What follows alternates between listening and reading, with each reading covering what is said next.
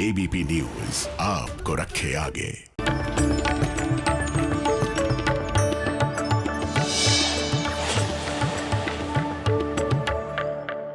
जब हम प्रार्थना पूर्ण हृदय से पूरी समर्पण के साथ प्राणायाम का अभ्यास करते हैं, ध्यान करते हैं, प्रार्थना करते हैं, भगवान का स्तवन करते हैं, ईश्वर की उपासना करते हैं, तो पूरा जीवन बदल जाता है। हम भीतर तक स्पंदित, आनंदित हो उठते हैं। जब हमारी भीतर की ये तलाश पूरी होती कि मैं कौन हूँ, मेरा अस्तित्व क्या है, किसी ने मुझे भेजा इस दुनिया में, क्यों भेजा इस दुनिया में, क्या करना चाहिए मुझे, क्या कर रहा हूँ मैं। बहुत सारे अनसुलझे प्रश्न हमारी जिंदगी में हमारे हमेशा सामने खड़े होते हैं। बहुत बार हम या तो समाधान ढूंढने की कोशिश नहीं करते, भागने लगते हैं। अब भागने से काम नहीं चलेगा, अब जागे आओ, प्राणायाम का अभ्यास तो करेंगे ही, इसके साथ कुछ नई प्रक्रियाओं को भी जोड़ेंगे। लेकिन आइए प्रथम प्राणायाम के अभ्यास 7 प्रक्रियाओं को पूरी श्रद्धा के साथ करें। जैसे सबसे पहले भस्त्रिका ही आप करते हैं। दोनों हाथ को रख लीजिए, मेरुदंड सीधा, श्वास भीतर गहरा भरेंगे और बाहर छोड़ेंगे। और ऐसे करो सब, लंबा गहरा सांस भरो, बाहर छोड़ो, करो, लंबा गहरा भरो और बाहर छोड़ो, चारों ओर जो अज्ञात शक्तियां हैं, अदृश्य शक्तियां हैं, उन अज्ञात शक्तियों को, उन अदृश्य शक्तियों को मैं पा रहा हूं। सारी सृष्टि मेरे अनुकूल हो रही है। प्राणों के साथ भीतर तक अपने आप को स्पंदित, आनंदित अनुभव करें। ओम ओम ओम ओम का चिंतन। श्वासों को जब भीतर गहरा भरें तो पूरा श्वास में भरें, छोड़े तो पूरा बाहर भी छोड़े। श्वासों को भीतर धारण करें तो वैश्विक शक्तियों का आधान करें, शुभ का आधान करें, शक्ति का, ज्योति का, ऊर्जा का, पवित्रता का, दिव्यता का आधान करें। देखो भस्त्रिका प्राणायाम ऐसे ही करना है, धीरे धीरे करना, बहुत जोर से मत करना, लेकिन ऐसे करना। इसका एक पक्ष है शारीरिक। जब आप श्वास भीतर गहरा भरोगे तो शारीरिक परिवर्तन तो होगा ही होगा। माने आपके लंग को पूरी एक्सरसाइज मिलेगी, हार्ट को पूरी एक्सरसाइज मिलेगी, आपकी बॉडी को ऑक्सीजन पूरा मिलेगा। तो जो हमारे नॉन एक्टिव सेल है वो एक्टिव होने लगेंगे, जो बॉडी के डेड सेल है वो रिजनरेट होने लगेंगे। माने प्राणायाम का एक लाभ है शारीरिक परिवर्तन, लेकिन इससे ज्यादा गहरा लाभ है वैचारिक परिवर्तन।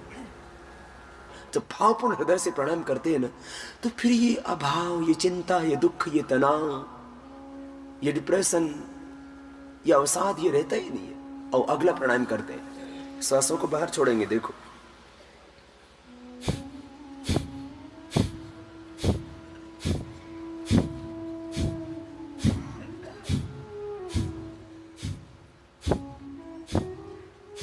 मध्यम गति से कपालभाति करो।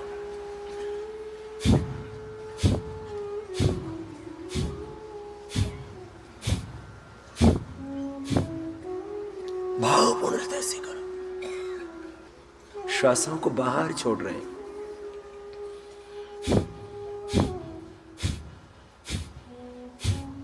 बाहर छोड़ते छोड़ते बहुत कुछ छूट जाता है, विकार मिट जाते हैं, पीड़ाएं मिट जाती हैं, व्याधियां मिट जाती हैं, समाधि लग जाती है। श्वासों को बाहर छोड़ते छोड़ते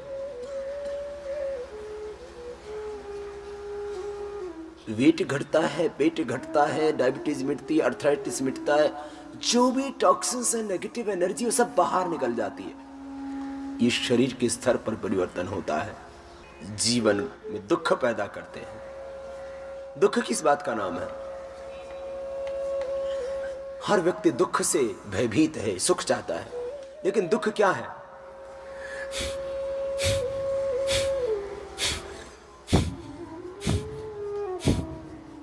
करो करो करो, सांसों को बाहर छोड़ते रहो। बाहर छोड़ रहे हैं सांसों को।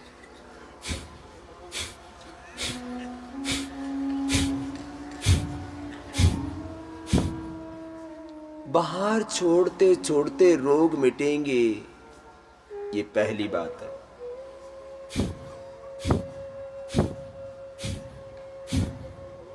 पांच मिनट करना आप लगातार, इसी से कोलेस्ट्रॉल घटेगा, ट्राइग्लिसराइड घटेगा, हार्ट के ब्लॉकेज मिटेंगे, क्रिएटिनिन लेवल कम हो जाएगा। कपालभाति प्राणायाम से सारे स्किन रोग भी मिट जाएंगे। कपालभाति प्राणायाम के द्वारा मोटी मोटी गांठें घुल जाएंगी शरीर की, अपने आप गांठें डिजोल्व हो जाती है। यूट्रस में, ओवरी में, गले में, छाती में, यहां तक कि ब्रेन ट्यूमर भी है तो ठीक हो जाएगा मेरे पास। प्राणायाम करते रहना।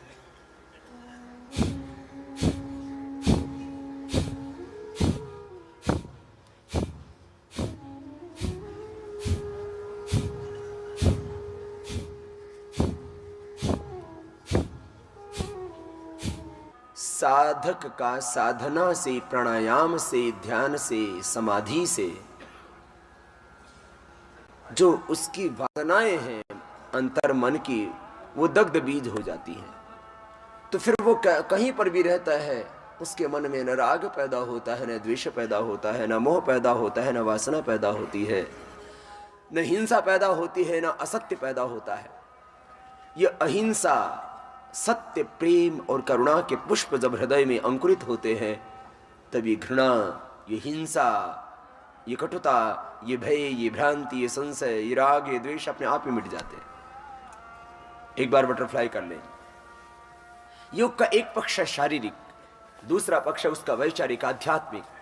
भौतिक अर्थ में योग से ये शरीर अच्छा होता है। और भारत की संस्कृति भौतिकवाद और अध्यात्मवाद दोनों को साथ लेकर के चलती है। आप एक वेद का मंत्र, जिस यजुर्वेद का 40वें अध्याय का मंत्र है, वह ईशोपनिषद में भी आता है, उसका उच्चारण भी करेंगे और भारतीय संस्कृति को आत्मसात करेंगे ठीक से। कुछ लोग कहते हैं अध्यात्म विद्या ही जीवन का अंतिम लक्ष्य है, आत्मा को जानना। कुछ कहते हैं भौतिक ज्ञान, विज्ञान, भौतिक संसाधन, संपत्ति और भौतिक सुख का अर्जन करना, यही जीवन का अंतिम लक्ष्य है। दोनों ही कहीं भ्रम की स्थिति में है। जब जिस काम को करते हो उसको इतना सुंदर करो, इतना सुंदर करो कि बस उससे खूबसूरत और कुछ न रह जाए।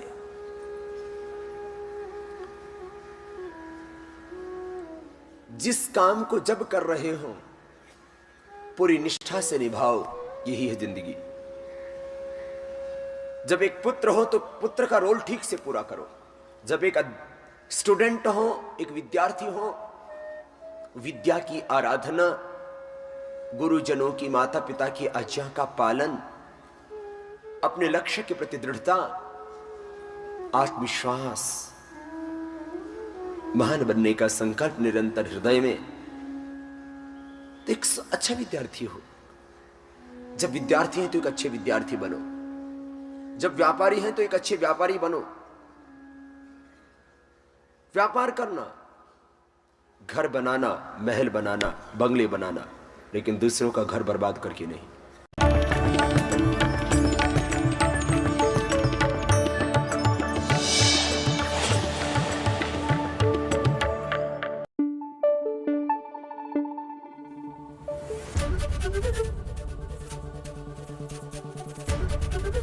एबीपी न्यूज आपको रखे आगे।